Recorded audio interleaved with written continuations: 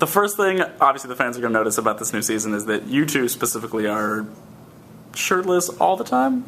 Yeah. They're really costumes that just look like we're naked. Those were all painted on abs. Yeah, definitely. Yeah. Actually, they weren't. They actually weren't, no. Because that happened last time. You said, or Crystal said the painted abs were on Posey, but no, I worked really hard for that, and I lost it all. But me, I worked really hard. Clearly, I still have it. No, there was a lot of nipple coverage, a lot of pasted on thongs.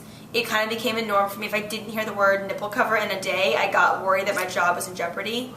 She actually just started wearing them like off camera as well. It's a security blanket now. She would just wander around my house in nipple covers. That's actually kind of. Oh no, I'm just kidding. That scene in the woods with Lydia. Yeah, she, like I've been saying, she's got her Eagle Scout badge officially now. She can rub two sticks together and make the fire. What else is going on with Lydia? I guess the question is, like, did she voluntarily leave the hospital? Involuntarily walk out, holding big get well balloons? You really change it every time. It's great. Nice. Oh my God, really, Colton? Yeah, really? I know, I'm sorry. He makes fun of me of all my answers. He just thinks I'm so original.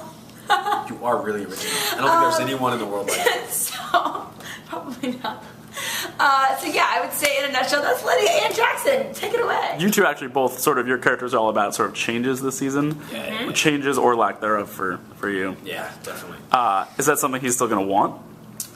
Well, I think Jackson, it's interesting because he gets the bite and everyone's like, oh, you're a werewolf now. But the funny thing is he's not a werewolf yet, and we have to wait until the full moon to see what's gonna happen to him. So it was Jackson he'll always be Jackson. I mean, now he's just a little more amplified because he is starting to deal with the things that come with the transformation. But you can find out that his body is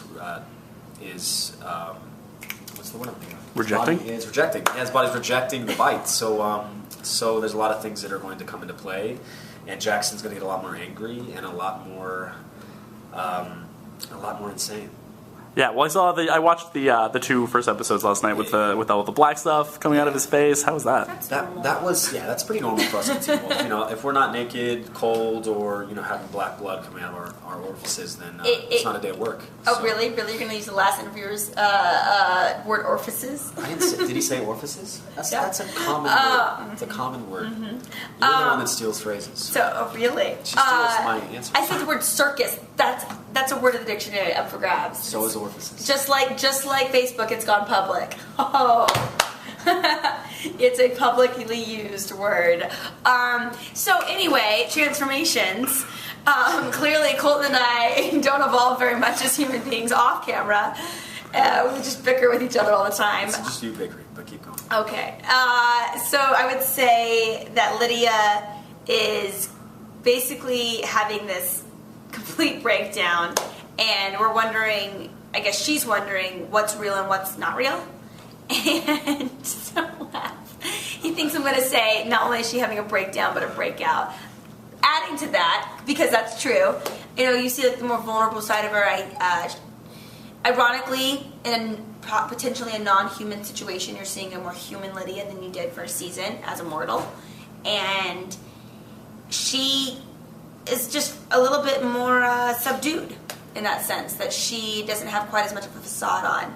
And she's a lot more emotional, big old basket case. So in that sense, she's more of a normal 16-year-old girl. But I mean, with that, like it's really great how she does it because it's not so over the top. I mean, she's always screaming, but she has some amazing scenes that are so heartfelt, and I was like, it's great Jackson to see. Jackson got some good stuff. We have some really good emotional scenes although together there's with other people.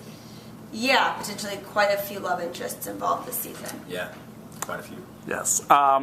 Well, on the subject of changing and maybe not changing, Jackson still seems like kind of a douche. Oh, Jackson will always be a douche. I mean, it's his facade. I mean, he keeps people away with that. He doesn't want to let people in to his emotions. So I think that he finds himself so amusing, and other people find him so annoying. So the one-man conversation he can have with himself. Yeah, it's always smiling and laughing and saying, "I'm better than you." So and kind of exiting the scene always. But he will always be a douche. But now I think you're going to see a lot more emotion from Jackson this season, and also he's really terrifyingly scary in a lot of ways this season. So it was fun to play. Do you think that's kind of why he wants this change? Because he seems to have it all. So is it just he wants that next level? Like he just wants to be the best? Well, Jackson thought he had it all until Scott McCall came into town, and he now is dethroned by Scott McCall. He's a co-captain. I mean, co-captain does not work in Jackson's vocabulary. So he's wanted the bite ever since he got it, and now I think he might be starting to regret it a little bit. We saw this lizard creature that kind of climbs up on the ceiling and everything. Is that something we're going to see more of? Oh, yes. You'll definitely see that new creature a lot this season. Because... Yeah. Let's see, I'm trying to think what... Well, you said a good thing. You said pretty much how last season everyone was trying to find out who the alpha is. Mm-hmm. You spent half of this, a little less than half. I did say that. Yeah, I just said you said that. Mm-hmm. You spent a little bit of a little under half the season trying to find out who or what this thing really is. Yeah, I was saying with Jackson's goal, you wonder how much of him is mortal or immortal, and with me, it's no different. We're both sort of on the same path, but in each other's lanes, and so it's almost parallel between what's happening with Lydia and Jackson. But we handle it in different ways. Just like in you sort of break up, a girl and a guy are going to handle it their own own sort of specific ways that most that are gender specific.